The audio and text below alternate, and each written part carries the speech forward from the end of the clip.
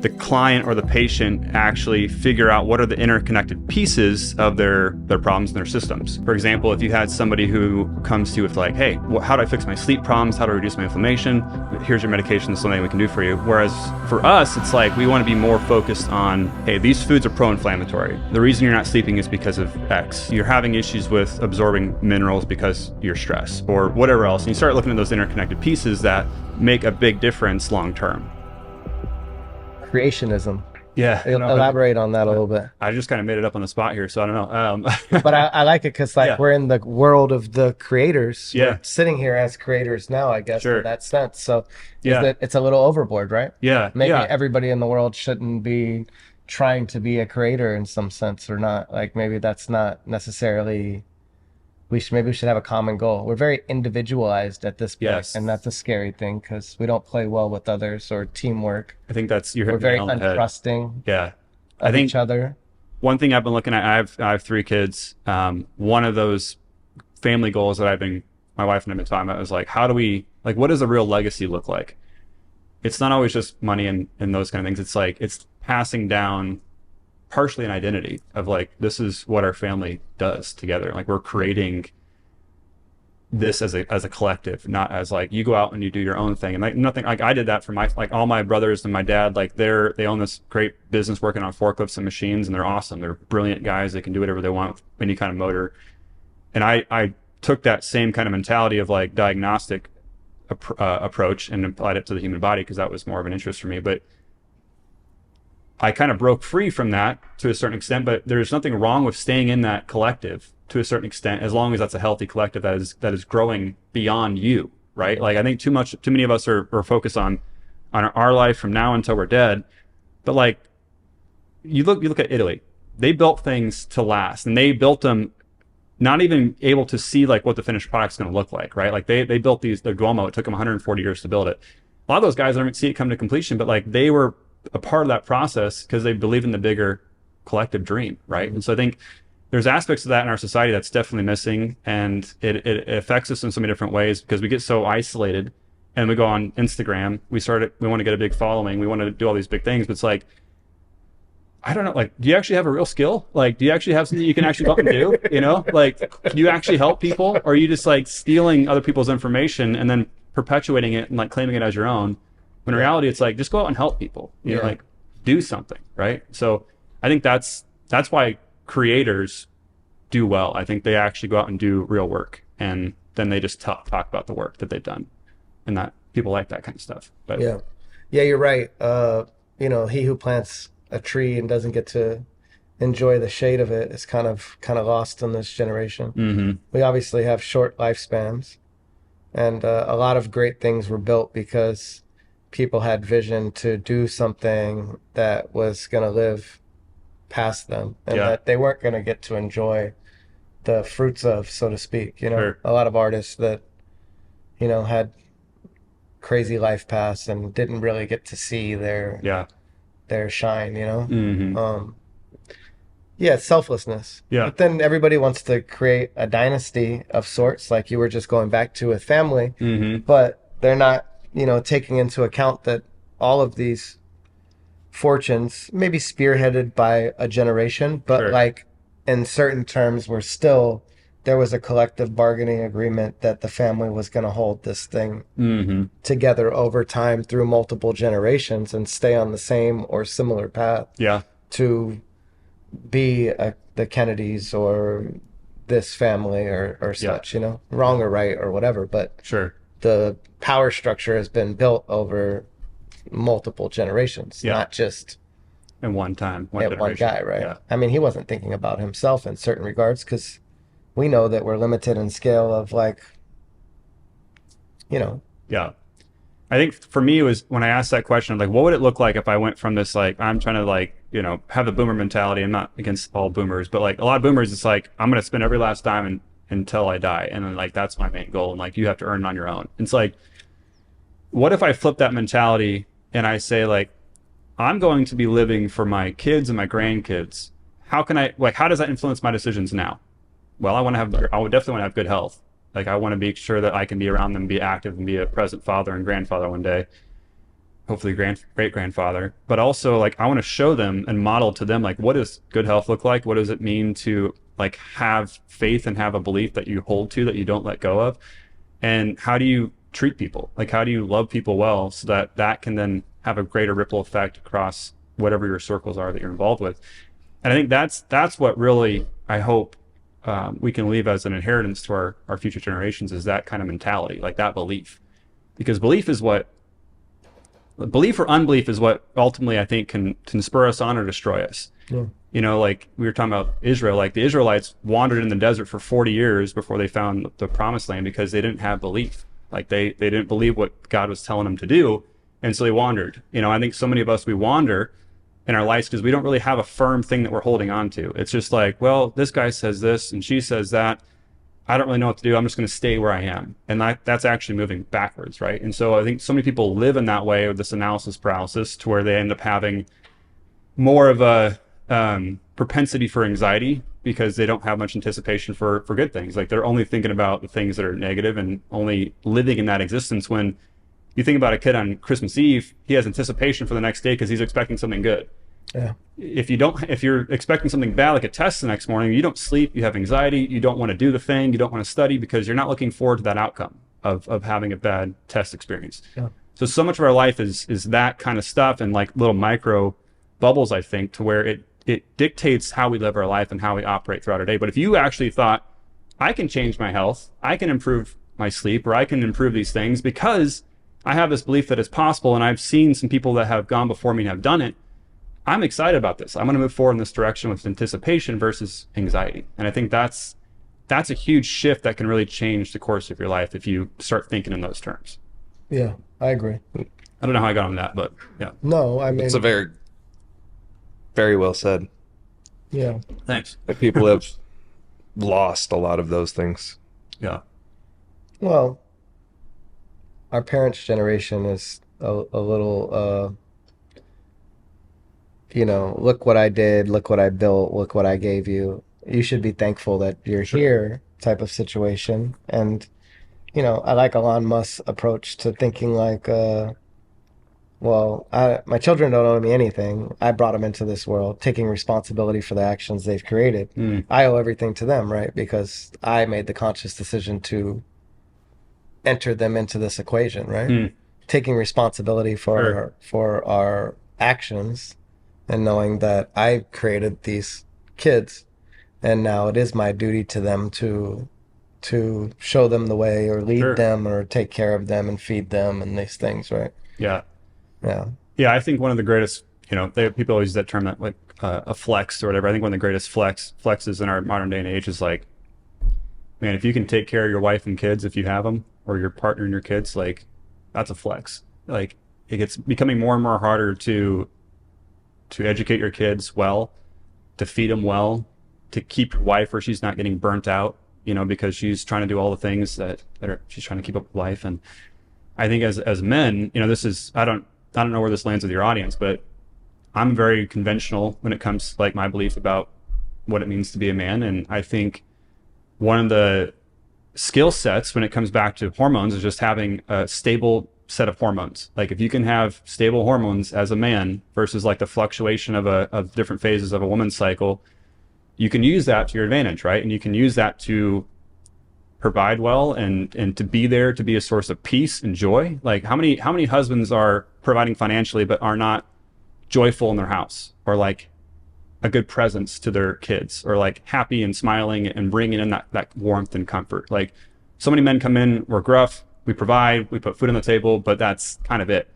When true provision is so much more than just those things, right? Like it's making your kids feel loved and showing them that like, hey, you have value. There are consequences to your actions. Like there are things that there needs to be some discipline here in these different areas of your life, whatever, but guiding them and sheltering them, like you're saying that Elon Musk is trying to do. It's like, I think that's a great example of what it means to be a man, is taking responsibility. Like that's what a real leader is taking responsibility for your family or for whatever you're responsible for. And it's not mean that you're going to be a misogynist and you just dictate and rule over. It's like you're sheltering and providing and taking care of your responsibility. And it's hard to do, but I think it's an ultimate flex. Yeah, personally. I agree. Yeah. Maybe we need to start reprioritizing our engagement with the world and community, and maybe things will start to change for the better. Yeah. Doesn't seem like anybody's very happy with the current state of affairs Yeah. online, in reality. In life in general. Yeah. We have more freedom than ever because of the tools that we have at our disposal. Sure. But I think we're more disgruntled and confused than ever based off of, being and feeling lost Sure. in a certain way. Nobody Right. very feels fulfilled. Very few people are feeling fulfilled in their life path. Yeah. It's gotten progressively worse. People used to be okay with staying in their community Sure. and working at a plant or in an industrial job that provided for a family and taking pride in that this Sure. person does this and this person does that. You know? Just And I'm all for stonemason, free bricklayer. enterprise. Yeah. Sure. I'm all for it. I think it's great if you want to Yeah. have a hobby and go outside of what that is, but we shouldn't be looking down on somebody that chose a certain life path and making them feel like that is beneath Yeah. them either, right? Right. I mean, my grandfather on my dad's side raised his 10 kids. My grandmother never worked. He took them on vacations every summer, and he ran a potato chip delivery truck for my uncle, for his brother, that had a company called Snyder's in the Pennsylvania area, And that's what he did. He drove a route delivering chips to Living a good market, life. Yeah. and lived a good life. Supported 10 kids, owned a home, retired, took them on vacations, played golf, still had like some sense of community. I mean, for somebody now, that's a stepping stone, right? Sure. We look at all of these paths as like, that's not what I really want to do. I really want to do this, or I want to do that. But what's wrong with that being, what's wrong with society not telling you that that's enough, right? Right.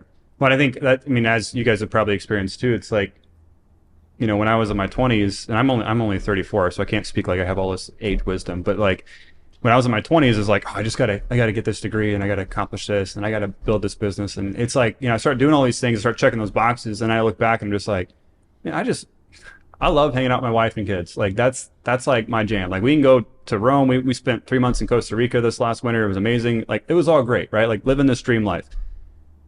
I also love just being with them. Like we stay with their family sometimes in Colorado. We'll stay with them in a basement, and we just have no space for ourselves, and it's like cramped and not that great, but it's still amazing because like my perspective has changed on what makes me content. And like I would like to think, whether it's success or lack of success or whatever else, if I can feed my kids and put a roof over their heads, and same with my wife, that is really, again, what makes me like feel like I'm content. Like I can go to bed happy, and hopefully die a happy man. It's the little things, which are really big things, but there are big things, But like, and I was out at a restaurant last night, and I was just looking at the different families there because I was by myself, and I was just kind of like more engaged with everybody around me than I normally am because I usually have my kids in front of me. And I was just looking at like, there's an Asian family, there's a black family, and there was like some other different families. There's just like all different types of families, right? They're all just smiling and having a good time, like eating food, right, at a dinner table. And like, I don't know. I think we make way too much of the travel and the leisure and the cars and the motorcycles and all these fun things. But it's like, when it really boils down to it, like those little things, like really, they keep you going. That's all there is. Yeah. Yeah. What else is there? Yeah. Like you got to eat, you got to have a place to sleep, and you need to have people around you that you love. And I think if you have that, like that could be enough. It's enough. Yeah. It is enough. Yeah. I just think society has made it where people feel like it's not enough. Yeah. A ton of people have FOMO of, oh, these people went out on wherever last night and they saw it on social media. Like, yeah, I don't give a shit. I'd rather stay at home, sit on the couch, That's just do nothing. Yeah. And just relax. Mm-hmm. Yeah. I think having that perspective is huge. But tell us about the farm a little bit. Yeah, man, I'd love to. How did that come to be, and how'd you end up in Tulsa? So we were in Colorado. Again, I had the business, was about to like open or buy a building and open a bigger practice and all that. And my business partner at the time, he's like, yeah, I don't know. Like, I don't know if I want to do this. Like, I kind of just want to, maybe travel a little bit and have some more time with my wife. And and they had a girl at that time, 2 girls actually. And he starts talking about this stuff, and I was like, I don't know, man. Like, I want to like build a business, you know, like really grow this thing up and blow it up and all that kind of stuff. And so my wife and I, we were just kind of talking, and after that conversation, I had a business partner. I was talking to my wife, and I was like, you know, what do you want? Like, what is the end goal here? You know, because like we can keep just like kind of doing things and checking boxes, but like, what is the end result we're shooting for? And I read that book, The Millionaire Fast Lane by MJ DeMarco. I'm not sure if you guys have heard of it or read it, but it's I've read some of his other books. Yeah, it's a pretty good book. He basically talks about, and other people talk about this too, but just like knowing what your end result is and working backwards, right? And I didn't know what my end result was. Like, I didn't know what we're shooting for, right? And so this was in 2019, I think it was, maybe 2020. And she's like, well, I would love to have horses. Like, I think horses would be great. Like, I grew up with horses. They're great for kids and like training kids to like be responsible and just all these different things, blah, blah, blah. I was like, okay, great. Well, it's gonna be like a couple $1,000,000 to buy horse property here in Colorado. So we're not quite ready for that yet. And she's like, okay, that's fine. And we can wait. And I was like, well, I don't really want to wait. You know, like our kids are young. They're already like 5 and 3 and 1 at that time. So I was like, they're going to be 12 years old, 15 years old before we know it. Like, we got to kind of get on this and be more proactive. So we were just asking those questions, and we just kind of figured out like, yeah, like we want to change up the business. So we changed it from being in-person only to online, and it opened up opportunities to work with people around the world, and that allowed us to travel. So we kind of traveled for a little bit, and in that time period of traveling for about a year, we just kept asking that question, like, do we really want horses? Do we really want land? Do we really want to kind of settle down and set some roots, or do we want to kind of keep traveling and do this thing? And in that process, we just figured out like we really wanted to have a home base. Like, we really want to have like some place where our kids could just walk out the front door, be safe, and just be in nature and play and use their hands and work and just see how like the fundamentals of life operate, you know? And so we got back from Costa Rica and just started shopping for houses. And Tulsa, we had some friends in Tulsa. We loved it there. It's like green and hilly, and it's like a city, but it doesn't feel like a big city. It's really peaceful when you're there. Yeah, it's like an hour 30 from Oklahoma City. You can fly to Denver, which is where our family is, in like an hour. Like, it's a 10-hour drive. So it just checked a lot of our boxes, and it's like really affordable. I mean, it's like one of the cheapest states in the country. And yes, we were able to get 11 acres there, like a 5,000 square foot house. Wow. And I have a separate office building that we're remodeling as we speak right now, for like my studio stuff. And we have 2 horses and barn and 2 cats and 2 dogs, and probably gonna get some chickens. And it's great. How have the kids adjusted to this open land and feeling able to roam free? Yeah, they still hang kind of close to the house. You know, like they're 6, 4, and 2, so they're still kind of like branching out a little bit. And my wife, we have a pond on one part of the property, and so my wife doesn't want them wandering too far by themselves.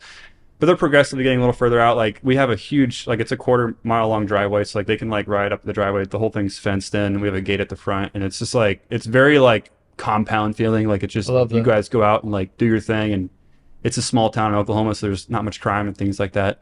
It's just great. I mean, it's really, you talk about like, I was very content before that, and then now that I'm there, I'm like, God, like, this is such a cool thing. Like, this is such a blessing. And you don't have to leave. Yeah, and we don't have to leave. And it's like, and I don't ever want to leave. Like, when you asked me to come out for the show, I was like, I don't want to go to LA, but I want to be on their podcast because it's a cool podcast. But like, LA to me is like, it's become like this like stressor, you know, like cities is like a stressor for me. Like, I was going to ask you that. I'm saying now that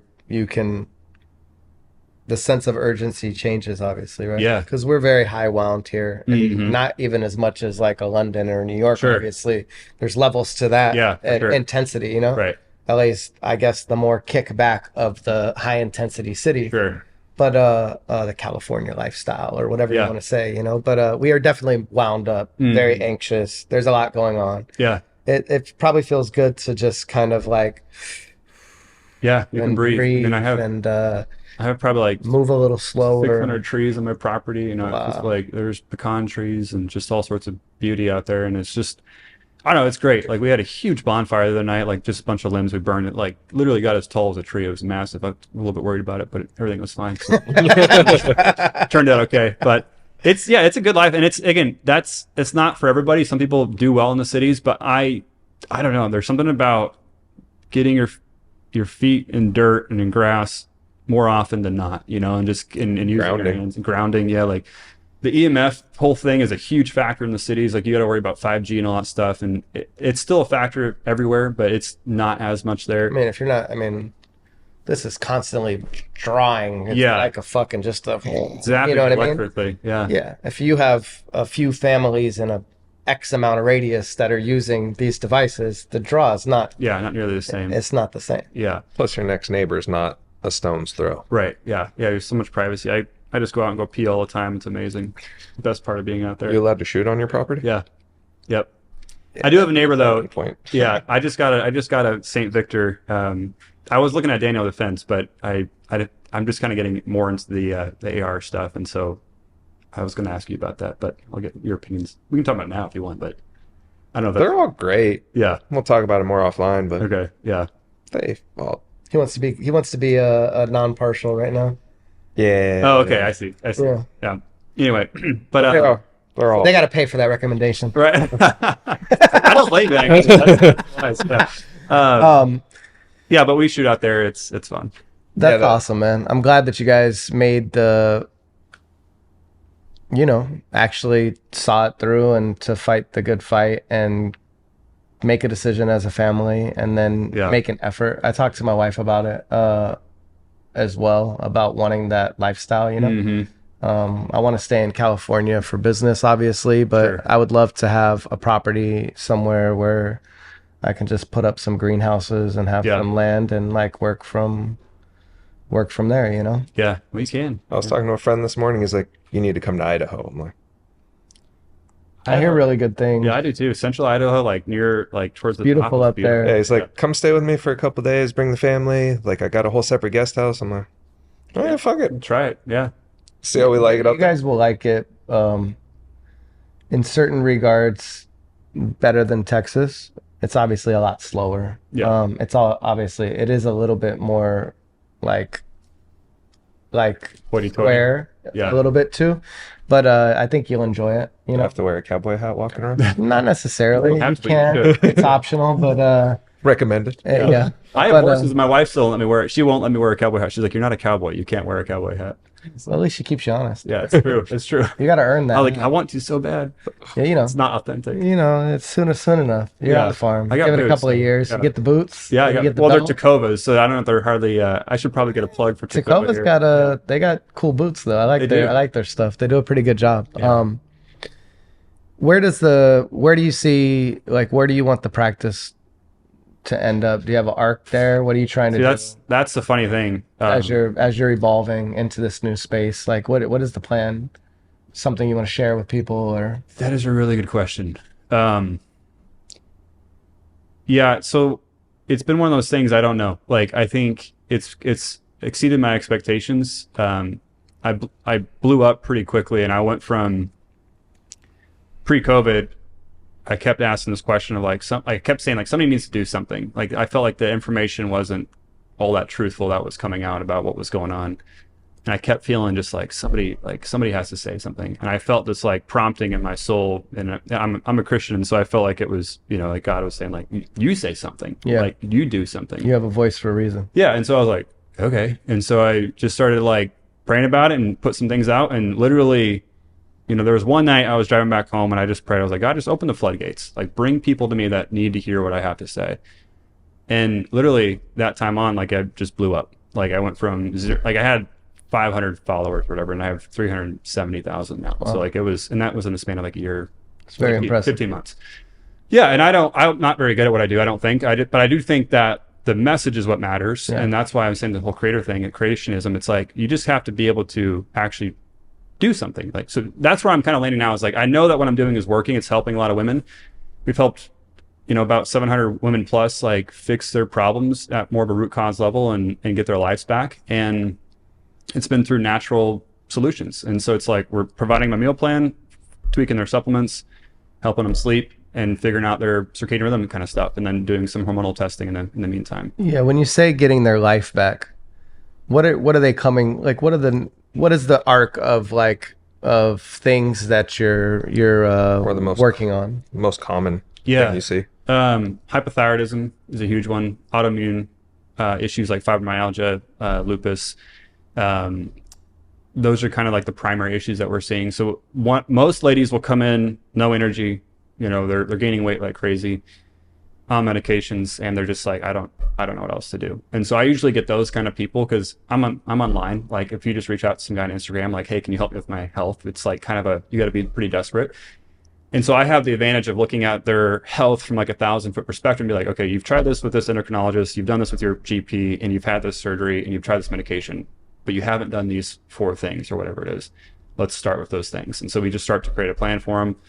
We create a meal plan for them, regimen for supplements, and just get them to where they're meeting their physiological needs, essentially. And then we will give them some time, because your immune system is such that your immunoglobulins that usually create antibodies that create the attack have a half-life. And so oftentimes if you cut something out for about 4 weeks that is causing a problem for you, you should start to see symptoms reduce at least. Some people are a little bit longer than that. It can be 3 months, it can be a little bit shorter, but somewhere in that time frame we get that process going. And then we'll usually do a Dutch test, which is a hormonal test that shows kind of where they are with their progesterone, estrogen, testosterone, all those different levels, to see like what levels need to change. And that's over if I'm not mistaken, 24 hours. Yeah. So it's kind of like more the gold standard.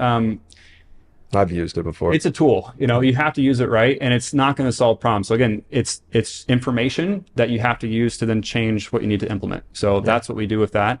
But it's really just a process. Like we put them through the process of just following our protocols, and everyone's a little bit different. Like if you have gut health problems where you are having like H. pylori overgrowth or SIBO, like you mentioned before, leaky gut, like we start fixing those issues while we are trying to get them to sleep and reduce inflammation and just those essential things. And so it's not rocket science, it's not crazy technical, but it's very solution based. And so that's been the goal. The biggest issue I've had is just I've had too many people reaching out that I don't know how to really manage it that well. And so now I'm trying to look at ways that I can incorporate health coaches that have kind of gone through my process so that they can implement it for other people and kind of continue on that ripple effect. But yeah, I don't know if anyone's listening to this that has ideas. I'm open to it, that from more of a business perspective, because I'm not of managing, taking care of everybody and getting everybody help, because you're one person, obviously. Right. Yeah, I have a health coach I use, Anna Bauer. She's great, and she's functional medicine as well. But we just need probably more help on that front too. So awesome. Yeah. Do you find, going back a wee bit in our conversation, do you find birth control to be an endocrine disruptor? Oh, absolutely. Yeah, I would say 3 least favorite drugs would be a statin, a PPI, like a proton pump inhibitor. I'm sure you're aware of that, obviously well aware of that. And then birth control would be number 3. I had one of my professors in school, he said that if you're trying to get pregnant and you're on birth control, you should probably wait about a year before you try, because your hormones are going to take some time to kind of rebalance during that time. And so he usually recommended about a year. Some people usually say a few months, 6 months.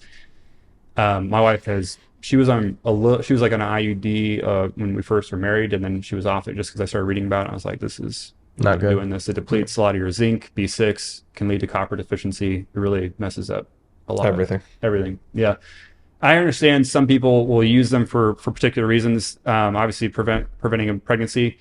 When it comes to a method to help balance hormones, I think it's terrible. Like it usually will give you some synthetic progesterone, and it reduces endogenous production of progesterone typically. So then you start having more of an estrogen dominant situation, and obviously producing more less progesterone, where you start seeing issues with your cycle frequency. So you mentioned that earlier. Yeah. What is a normal cycle these days? I mean, it should be around that 28-day mark, the 28 to 30 days. It does vary. It just should be consistent, right? Like, so if a woman is typically like, hey, I'm 28 days on the dot, like that's where I typically like to hang, that's great. But if it's like fluctuating, or like light bleeding every 2 weeks, or then it goes out to you're not having a cycle for every 3 months, like you're just seeing those inconsistent patterns, like that's obviously a big red flag. So that's more when you start to say, like, what are you missing? Most of those women, they're usually missing sufficient levels of omega-3s, sufficient levels of B vitamins, obviously zinc, like I mentioned before.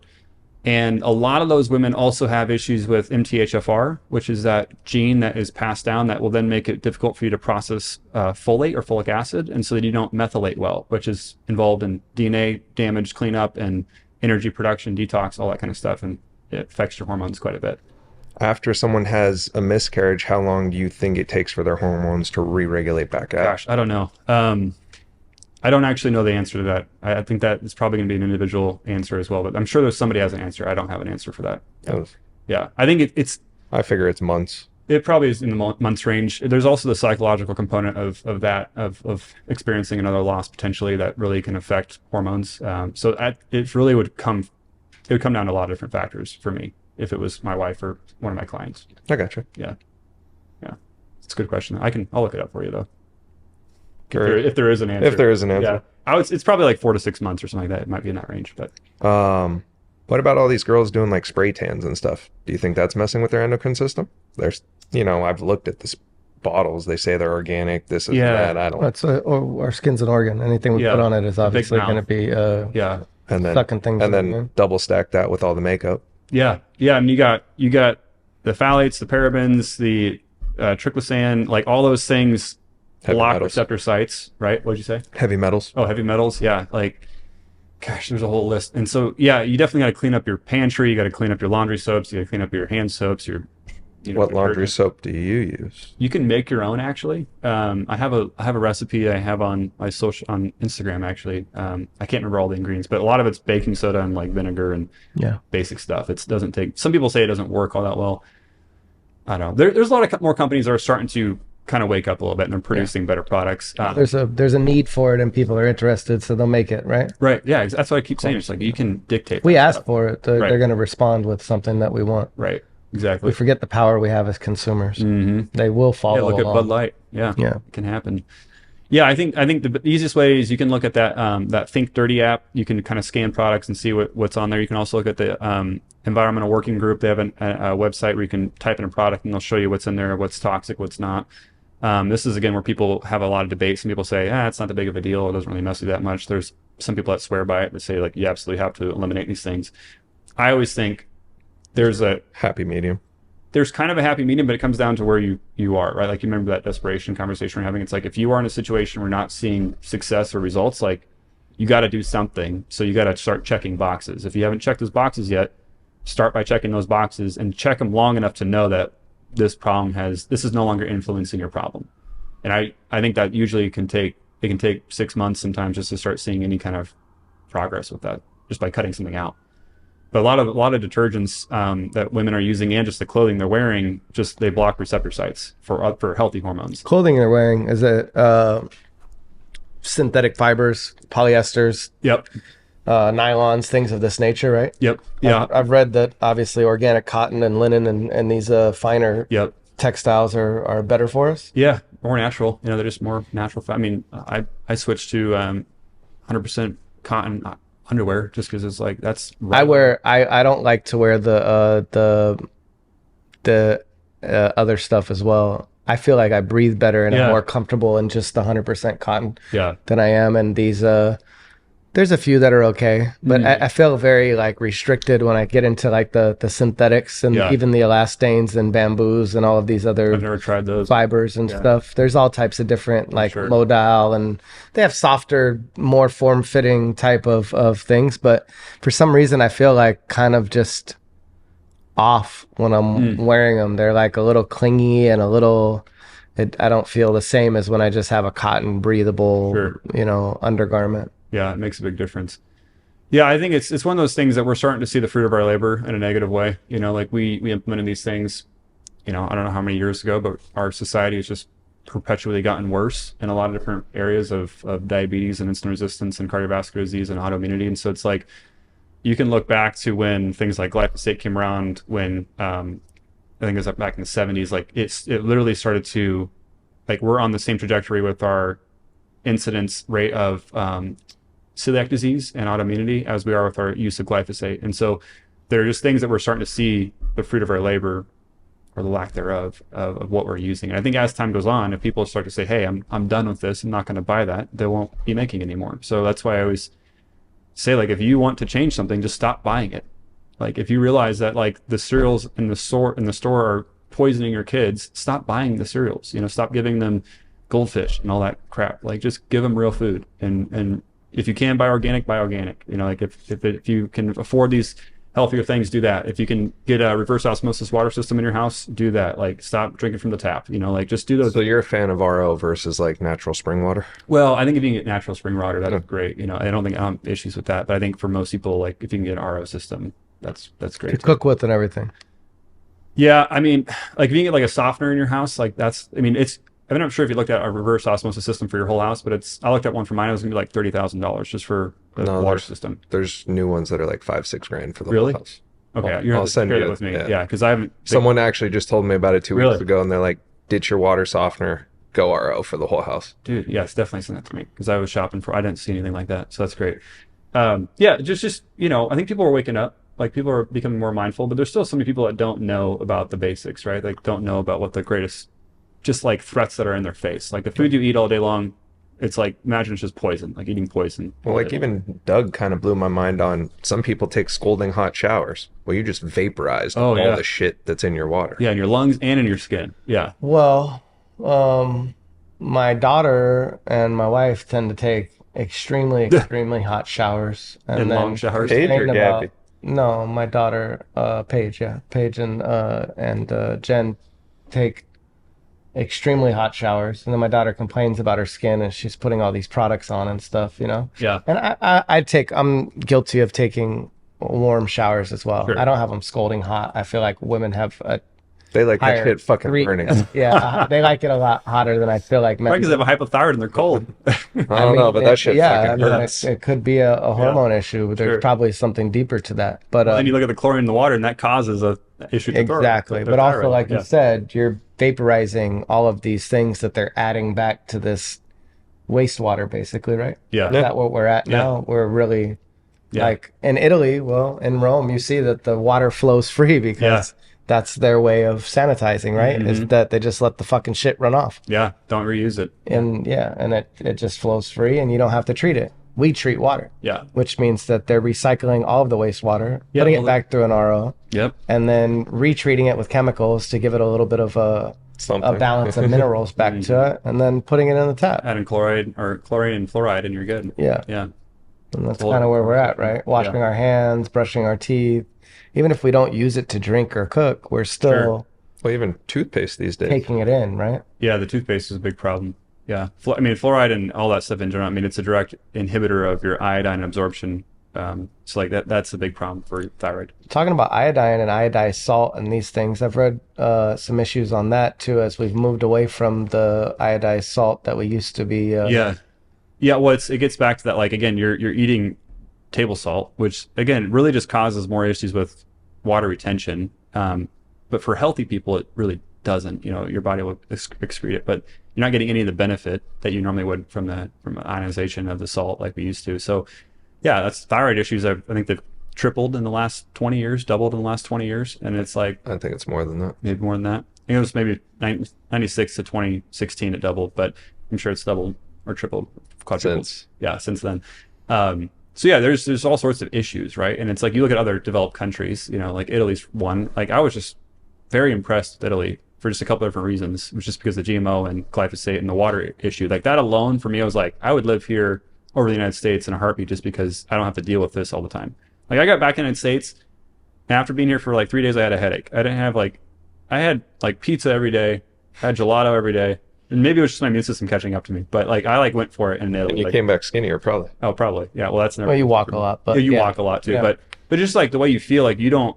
The digestive symptoms you have here with eating that kind of stuff is just not. It wasn't there. Yeah. That's what everybody says. I don't have the issues. Obviously, I feel heavier or lighter, but Sure. Yeah. but I don't have a direct issue. But over there, I could definitely tell, even with all the moving around I was doing, that none of this was really affecting me in that manner. Right? Yeah, I think the water is a huge part of that. If you just imagine we're all ingesting somebody's digestive birth control, water. There's all types of stuff running off in it, Yeah. and we're getting it regardless. Right. And seeing them just say, "Hey, this is natural spring water that's coming out of the ground somewhere," and they've built these amazing aquifer systems that are just cleaning it through rocks and clay and dirt, and then just letting it run free all over the city was a pretty beautiful thing. It's pretty cool to see. Did you go to the Trevi Fountain? Yeah, we went to the fountain. Yeah. Did you drink from that? No, we didn't drink from the fountain. We got there early. We tried to my wife wanted to get like a good pick, so we tried to get up early. She got ready at like a ridiculous time in the morning, like 4 a.m. Oh my Our gosh. schedule was kind of off anyway because Yeah, we had just sure. waking up really early with the baby. We had our 1-year-old with us, so Oh wow, good for you. yeah, it was cool.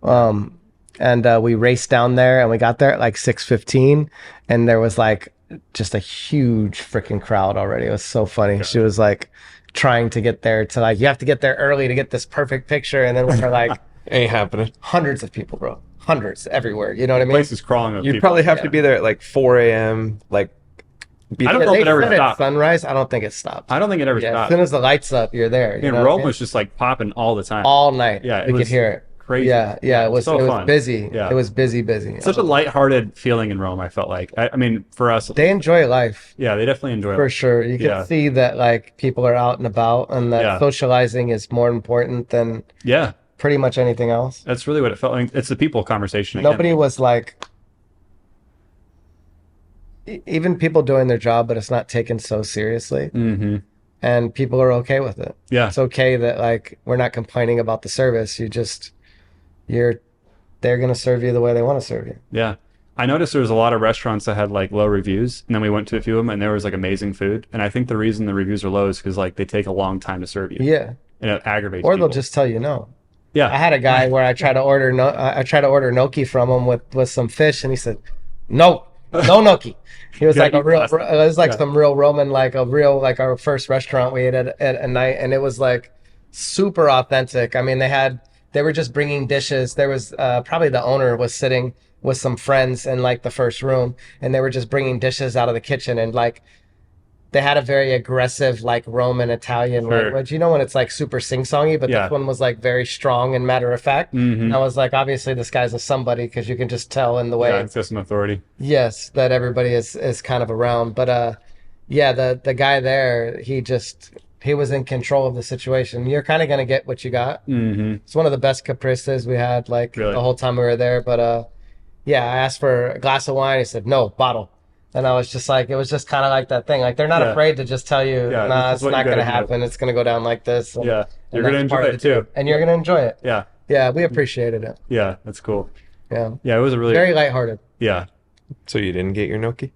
No, not we did eat gnocchi, but Moral of the story. not from there. No. Not from that guy. No.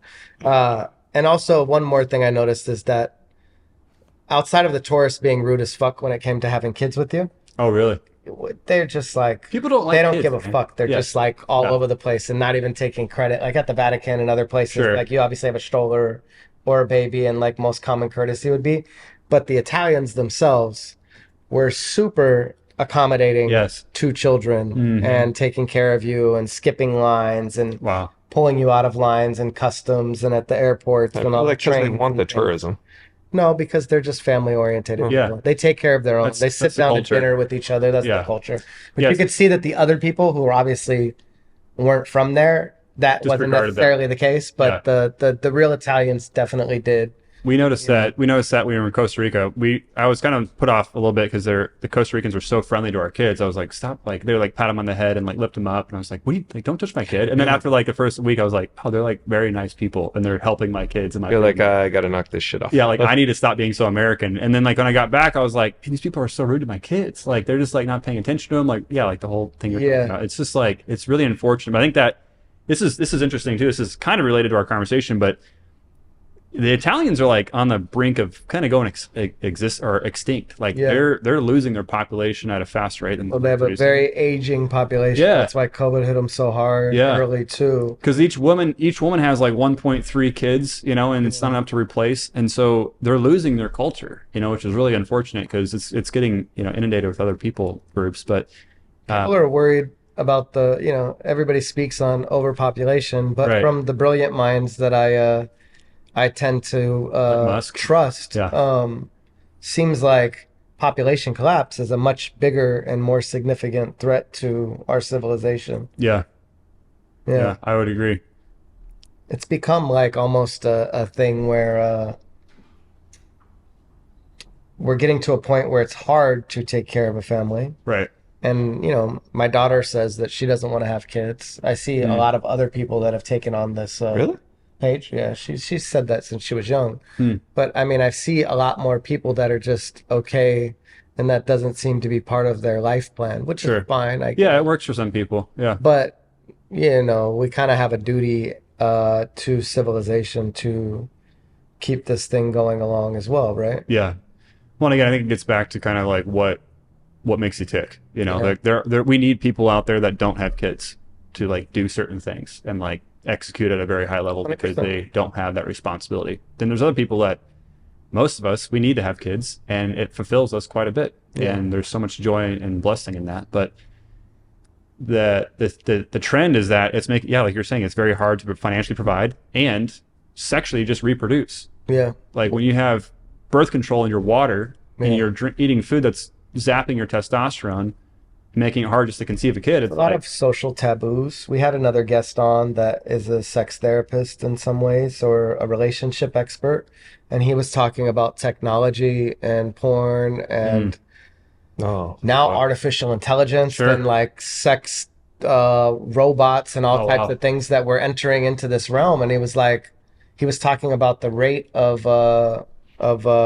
People losing their virginity. male losing their virginity and how it's been skyrocketing in age from a Mm. certain point to like Mid there's 20s or there's something. to 30 years Oh, old wow. and a very high percentage of males Just because they have this AI stuff. just Well, they have. because they're not told no anymore. Like you can have a virtual relationship It's with an not just OnlyFans that, but the model. virtual relationship is more appeasing because you're not judged. Sure. It's not putting yourself out there. Right. No, You're right. not systemically like demasculated because this is all offensive, you know? Sure. Right. I seen a study with a woman the other day, or she was speaking on the fact that women were talking about nobody paying attention to them. There was some video of some chick at Home Depot talking about how Oh, right. nobody came up to her to like hit on her Yeah. or say anything, and everybody's telling me to go to Home Depot because that's where all the men are and this and that. And this other lady was commenting, and they were like, "Well, maybe they don't feel comfortable saying anything because we've told them I get that in that trouble. is Yeah. not the thing to do. So now they just ignore us, and it's like kind of a slippery slope, right?" Yeah. It's so true. Yeah. You're darned if you do, darned if you don't. Yeah, Yeah. there's that in play. There's Hmm. also been a lot of studies like looking at China's population and their the way they went with the whole one child issue and saying that they have a very aging population as well. Sure. Um, they didn't adjust fast enough, and that I guess there's like a real threat of having working age people to keep up with the economy and the Mm. workforce that they've obviously, production is their big Sure. thing, and not having working age people, we think so limited, but a couple generations out and things flip flop very Right. fast, Doesn't right? take much time. Yeah, and all of a sudden you're oh shit, now we have a real big issue, right? Right. Now we have to bring people in because to keep the ship afloat because we don't have people to do this at this moment, right? Hmm. Yeah. Uh, It's a real threat. It gets into a lot of these conspiracies that are probably not any conspiracies anymore. That we've been hearing for the last few years about depopulating the earth and making these 15-minute cities and all that kind of stuff where it's just really easy to control people. And I think you start looking back and you start looking at kind of the trajectory and you're like, I could see how that could be a thing. Like that may be actually part of the plan. Yeah. Whatever that great reset plan is. Control the food and the water. Yeah. Well, yeah, you demasculate the men. You decrease the ability to repopulate, and you make them weak. It's like, and then you have a systemic effect that happens just from that with men, but it also happens to everybody else too. So, And then no voice. right. Yeah. Well, yeah, the demasculation is to get the subservient, I think in other cultures, there's other cultures that are more subservient than ours. Sure. And this is kind of, we're kind of like the last frontier for this very cowboyish type of Yeah. thing, but it is necessary in certain regards as well, especially if you want to uh, stand up for yourself to start with, let alone Right, yeah. for Start with anything else. yourself. Let's start with having an opinion and actually being able to voice and state it without fear of repercussion, Yeah. And there's a tactful way of going about it, and I think that's what the people that didn't get canceled immediately were able to do is they found ways to kind of like not say certain buzzwords to get canceled, but we all kind of knew what they were saying, right? And so now I feel like we just need individuals, parents or whatever, to go to the school boards, to go to their local chamber meetings and just like stand up there and like be the voice there, because like that has a huge ripple effect, right? Like starting locally. Yeah, a local effect, what you can grassroots. continue, like what you can actually control. My opinion, start my own pod and teach Or that do what group you guys are of doing now. Yeah. 6, 10, whatever the hell you decide to do in your pod, and just like you said, your legacy statement of what do you want to hand down to your kids, and not financially. Yeah. Well, give them the right foundations to start with. And I don't know if I want to go against the school board, but I'll go against them in my own way, where Sure. I'm not saying anything, but I'm still getting what I want done. Well, and you're raising your kids to like have a backbone and to follow your creed or whatever you guys have established, you know. I think that's important, because the kids are facing such a indoctrination all day long from whatever they're watching on their phone or in the school system or whatever, you know. And it's like, if there's no opposing voice in the home at the dinner table, it just runs rampant, you know. And I think that's the threat we face as parents. It's just not being intentional with our words and our actions in the direction we're taking our family, you know. But And everybody needs to be on the same page. yeah, At least whoever your circle is. right. Which is not always easy. No. Yeah. No. But it's good. It's necessary. So no. So, we'll wrap up. Before we go, is there anything we missed that you would like to share with the viewers and listeners? And is there something in closing that you just want to convey that you think the world needs to hear? Oh man. The first thing that came to mind was just, I think I always boil things down to these two issues. There's ignorance and there's iniquities. There's things that you don't know that can destroy you. There's things that you do know that you let destroy you. Mm-hmm. I think both those categories you need to dig deep on those things and figure out what is harming you, and are you being proactive against it. And I think if you can start with that framework, you can really start to tackle a lot of big problems that you're facing, and just kind of boil it down. So that's probably what I'd wrap up with. There you go. Simple, but very, very, very true. Yeah. And you're right. We do, ignorance and knowing about it and letting it get us is a totally different ballgame. Yeah. Do you have anything that you missed or you want to? The fucked up part is every time we end, You get all I'm like, flood of. fuck, I forgot that question. Right now I have nothing. Okay. Well, we appreciate your time. Yeah, I Appreciate appreciate you you guys. coming out. Yeah, it's been fun. Yeah, We're it's happy nice to meeting do you guys. this and share this space. And It's a good please space. let everybody know where they can find you at and follow the practice. And, Yeah, you can always search the activelifeprogram.com. You can also just search my social media handles. It's just dr.austin.lake. So Dr. Austin Lake. And I'll link it below for everybody. Yep. And yeah, that's really, I'm growing as a business owner, and I'm looking for ways to utilize my voice, but I'm still not totally sure what it looks like. So if you guys have any ideas, let me know. All one day at a time, bro. Yeah, right. That's right. Yeah, Yeah. we've gotten here, and I'm sure you have, great heights to achieve just by, like you said, you wanted to be a voice, and that's what started this path, and the success is based off of, I think obviously something speaking through you. So Yeah, it's a I good appreciate thing. that. Thanks, guys. Yeah. Yeah. Like, comment, subscribe. See you guys on the next one. Peace. See ya.